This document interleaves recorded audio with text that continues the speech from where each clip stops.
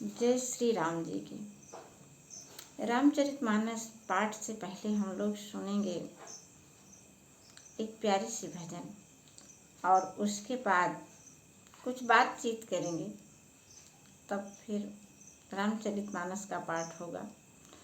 और आज के पाठ में है जब भगवान श्री राम जी जनकपुर जा रहे हैं विश्वामित्र जी के साथ, रास्ते में उनको गौतम पत्नी अहिल्या शाप बस पत्थर रूप में पड़ी हुई मिली और अहिल्या का उद्धार आज की कथा में रहेगा। तो चलिए हम लोग सुनते हैं भजन। सांसों के स्वर गुंजार करें जगदीश हरे जगदीश हरे, निर्बल के प्राण पुकार रहे जगदीश हरे जगदीश हरे। आकाश हिमालय सागर तल में, पृथ्वी पाताल चराचर में, यह मधुर बोल गुंजार रहे जगदीश हरे जगदीश हरे। सांसों के स्वर गुंजार करें। देखिए, जिस दिन ये भावना हम सबों के मन में आ जाएगी, उस दिन हमारे भाग्य को बदलते हुए एक पल भी नहीं लगेगा। बदलाव तुरंत हो जाएगा। कौन सा भाव? यही जब हमारी हर सांसें आने वाली जाने वाली ये भगवान श्री हरि के नाम का उच्चारण करती रहेंगी। सब कुछ स्वतः ही अपने आप आएगा। आ तो वैसे भी रहा है। आखिर हम लोग कैसे लगातार हमारे जीवन में बदलाव हो रहा है, ये भगवान श्री राम की कृपा ही तो है। लेकिन इस कृपा में भी हम चाहें तो अपनी इच्छा अनुसार परिवर्तन कर सकते हैं, योजना अनुसार। क्या हमको चाहिए, इसके लिए सबसे पहले तो हम योजना बनाएं और हमारे मन में एक विश्वास हो कि हम अपने भाग्य को बदल सकते हैं। वो वाला निकाल दीजिए जो आज युग युगों से भरा हुआ है कि भाग्य का लिखा तो कोई मिटा नहीं सकता। क्यों नहीं मिटा सकता? यहाँ तो सब चीज बदल रही है, चाहे थोड़ी मात्रा में या अधिक मात्रा में। आखिर हम लोग भी तो कहाँ से चल करके कहाँ आ गए। बचपन छूटा, युवावस्था छूटी, प्रौढ़ावस्था जा रही है, तो फिर हमारा भाग्य क्यों नहीं बदलेगा? अवश्य ही बदलेगा, लेकिन उसके लिए हम लोगों को कुछ करना होगा। बिल्कुल निःशुल्क अपनी छोटी छोटी आदतें बदलना है। अब सोचिए, जब हम छोटी आदतें भी नहीं बदल पाएंगे तो अपना भाग्य कैसे बदलेंगे? छोटी आदतें हमारी बस यही हैं कि हमारे मन से लोभ, मोह, क्रोध, दुख, ईर्ष्या, ये सारे भाव चले जाएं। और फिर क्या होगा? बचेगा क्या? प्रेम, सेवा भावना और तमाम ऐसे सद्गुण हमारे अंदर फिर स्वयं बसने लगेंगे। और जब ये सारे सद्गुण आ जाएंगे तो निश्चित रूप से हमारा भाग्य अपने आप बदलने लगेगा। आइए, आज की कथा है गौतम पत्नी अहिल्या के शाप उद्धार की। भगवान श्री राम जी शाप से उनको मुक्त करेंगे। गौतम नारी श्राप वश उपलते हैं धरि धीर, चरण कमल रज चाहती कृपा करहु रघुवीर। विश्वामित्र जी बता रहे हैं कि एक शिला देखी जब भगवान श्री राम जी ने, तो कहा ये कैसी है? उनको लगा कुछ, तो उन्होंने विश्वामित्र जी से पूछा, तो बताया विश्वामित्र जी ने कि ये तो गौतम पत्नी अहिल्या है, श्राप बस यहाँ पर शिला पत्थर के रूप में बदल गई हैं और ये आपके चरणों की रज चाहिए इनको। पर शतपथ पावन शोक न सावन, प्रगट भई तप पुंज सही।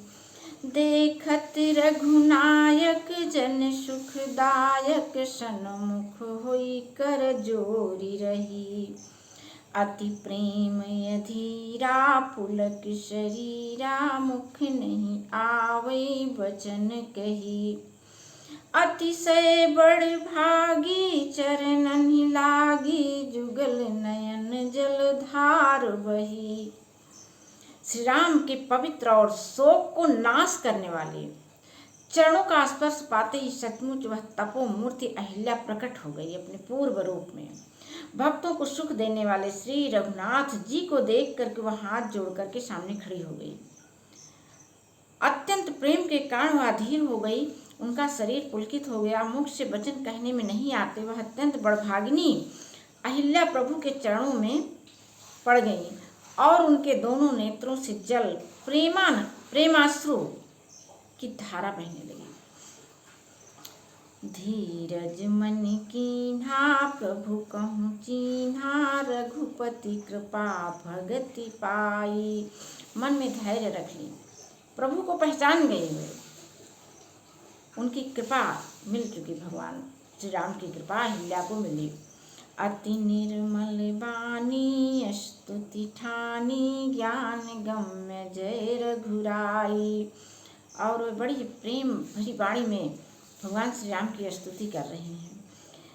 मैं नारी पावन प्रभु जग पावन, रावण रिपुजन सुखदाई। राजीव बिलोचन भव भय मोचन, पाहि पाहि शरण आई। आप जगत को पवित्र करने वाले, भक्तों को सुख देने वाले और रावण के शत्रु हैं। हे कमल नयन, हे संसार यानी जन्म मृत्यु के भय से छुड़ाने वाले, मैं आपकी शरण आई हूँ, मेरी रक्षा कीजिए, रक्षा कीजिए। मुनि श्राप जो दीन्हा अति भल कीन्हा, परम अनुग्रह में माना। कहीं अच्छा हुआ जो मुनि ने हमको श्राप दिया था, मैं उनकी बड़ी कृपा मानती हूँ अपने ऊपर। क्यों? देखूं भरी लोचन हरि भव मोचन, इहे लाभ शंकर जाना। कह रहे हैं कि बहुत अच्छा हुआ जो मुझे श्राप मिला था, उसी श्राप के कारण ही तो मैं आपका दर्शन कर पाई। बिनती प्रभु मोरी मैं मति भोरी, नाथ न मांगूं बरयाना। पद कमल परागा रस अनुरागा, मम मन मधुप करे पाना। हाथ जोड़ करके विनती करके अहिल्या कह रही हैं कि अब आप मुझे वरदान दीजिए कि मेरा मन सदैव आप में ही लगा रहे। जेहि पद सुर सरिता परम पुनीता, प्रगट भई शिव शीश धरी। सोई पद पंकज जेहि पूजत, अज मम सिर धरे कृपाल हरि। एहि भांति सिधारी गौतम नारी, बार बार हरि चरण परी। जो अति मन भावा सो बर पावा, गए पति लोक आनंद भरी। क्या कह रही हैं अहिल्या जी कि जिन चरणों से परम पवित्र देव नदी गंगा प्रकट हुई है, और जिन चरणों को शिव जी ने, जिन गंगा जी को शिव जी ने अपने सिर पर धारण किया, और जिन चरण कमलों को ब्रह्मा जी पूजते हैं कृपालु हरि, आपने उन्हीं चरणों को मेरे सिर पर रखा। इस प्रकार स्तुति करती हुई बार बार भगवान के चरणों में गिरकर जो मन को बहुत ही अच्छा लगा, उस वर को पाकर गौतम स्त्री अहिल्या आनंद में भरी और वे अपने पति लोक को चली गई। अस प्रभु दीन बंधु हरि, कारण रहित दयाल। तुलसीदास सठते ही भजु, छाड़ी कपट जंजाल। प्रभु श्री रामचंद्र जी ऐसे दीन बंधु और बिना ही कारण दया करने वाले हैं। तुलसीदास जी कहते हैं कि हे सठ मन, तू कपट जंजाल छोड़कर उन्हीं का भजन कर। अब देखिए आगे फिर प्रसंग चले राम लक्ष्मण मुनि संगा, गए जहाँ जग पावनी गंगा। अगाधि सुनु सब कथा सुनाई, जही प्रकार सुरसरी मही आई। अब जो है आगे आगे विश्वामित्र जी पीछे, राम लक्ष्मण चले जा रहे हैं। इतने के बाद वे गंगा नदी के पास पहुँचे और फिर विश्वामित्र जी ने गंगा जी के धरती पर आने की पूरी कथा उनसे सुनाई, जबकि भगवान श्री राम जी सब कुछ जान रहे हैं। फिर भी सब अपनी अपनी प्रेम भक्ति के कारण उनका क्या स्वागत करें, कैसे उनसे बातें करें। इसीलिए विश्वामित्र जी ने यह कथा उनको सुनाई। तब प्रभु ऋषि समेत नहाए, विविधि दान मही दे मन पाए। हर्षि चले मुनि वृंद सहाया, बेगी विदेह नगर नियराया। और भगवान श्री राम जी ने विश्वामित्र सहित नदी में स्नान किया और सभी को बहुत सारा दान दे करके मन में हर्षित होकर के वे जल्दी ही विदेह नगर जनकपुर के लिए चल पड़े। पुरी रम्यता राम जब देखी, हर्षे अनुज समेत विसेखी।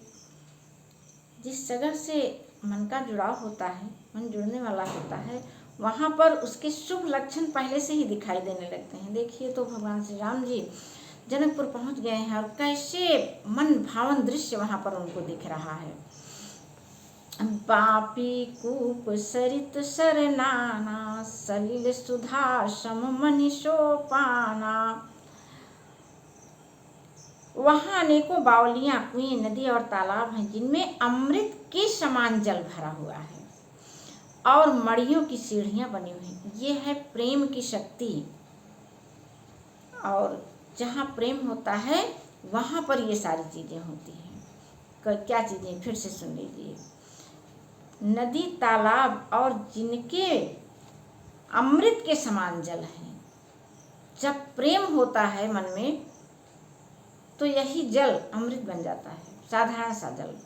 और जब बैर हो जाता है मन में तो वही जल विष बन जाता है। तो क्यों ना अपने हृदय को प्रेममय करिए, सारा संसार आपको अमृतमय मिलेगा।